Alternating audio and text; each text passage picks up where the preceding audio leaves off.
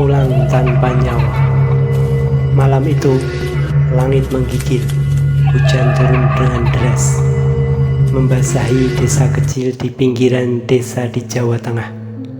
Angin menderu lewat celah-celah jendela, seperti suara bisikan yang memanggil dari dunia lain. Di dalam rumah yang sederhana dan yang bercat putih itu tampak mulai kusam. Seorang wanita bernama Sari duduk termenung di depan jendela.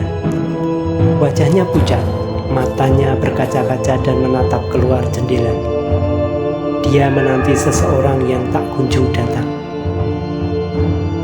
Suaminya, yaitu Budi, yang sedang dalam perjalanan pulang dari perantauan. Sudah hampir setahun Budi bekerja di kota, meninggalkan istri serta anak demi mengumpulkan uang untuk masa depan mereka. Hari ini seharusnya menjadi hari yang paling membahagiakan.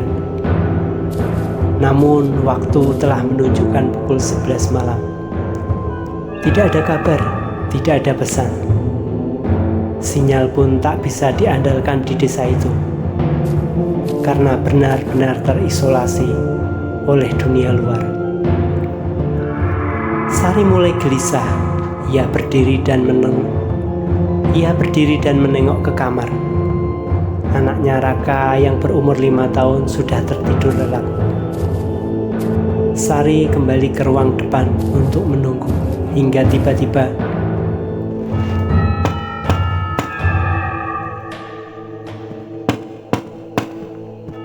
suara itu membuyarkan lamunannya. Ketukan pelan di pintu rumah di tengah derasnya hujan, seperti datang dari lorong mimpi yang begitu mencekam. Sari menatap pintu dengan jantung berdebar. Ia agak ketakutan, tapi ia beranikan diri untuk melangkah ke depan pintu. Ia menelan ludah lalu membuka pintu. Di sana berdiri sesosok pria yang sangat ia kenal. "Budi, itukah kamu?" kata Rina. Tapi Budi diam saja. Tubuhnya basah kuyup, mengenakan jaket lusuh yang biasa ia pakai saat merantau. Wajahnya terlihat pucat dan matanya kosong.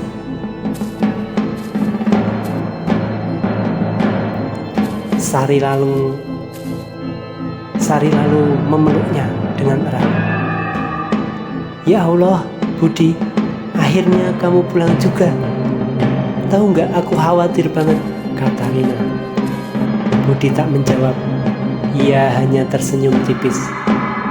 Benar-benar senyum yang sangat aneh.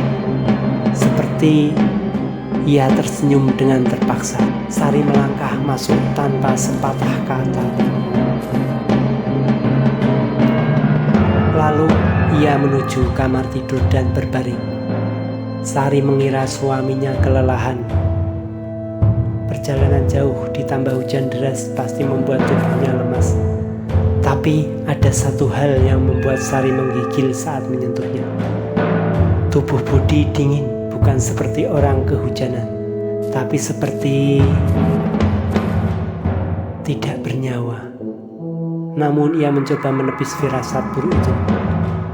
Mungkin Budi demam, pikir dia. Mungkin kelelahan. Ia mulai berpikir lagi.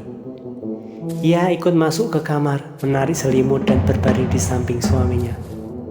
Keesokan paginya, sinar matahari menembus tirai jendela. Burung berkicau pelan. Sari membuka mata perlahan. Namun tempat tidur di sebelahnya telah kosong.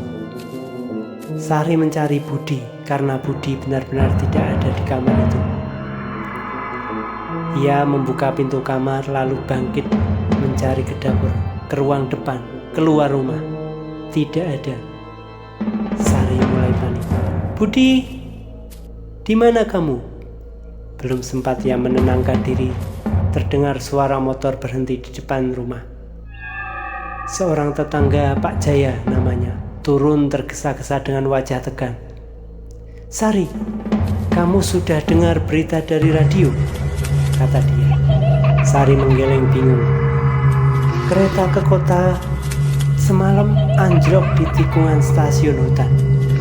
Banyak penumpang meninggal, salah satunya suami kamu, Budi. Tiba-tiba dunia seperti runtuh di hadapan Sari. Tapi Sari masih mengingkari. Apa? Tidak mungkin. Semalam dia pulang, dia tidur di rumah. Pak Jaya mengeluarkan ponselnya, menunjukkan foto dari grup WA yang ada di desa, serta foto-foto tubuh korban yang ditutupi kain putih. Dan terdapat salah satunya wajah yang sangat dia kenal, yaitu Budi. Sejak hari itu, hidup Sari berubah drastis. Ia mulai kehilangan arah. Tetangga mencoba menghibur, tapi Sari tetap yakin bahwa suaminya masih ada. Dan malam berikutnya, saat hujan kembali turun, ketukan itu kembali terdengar.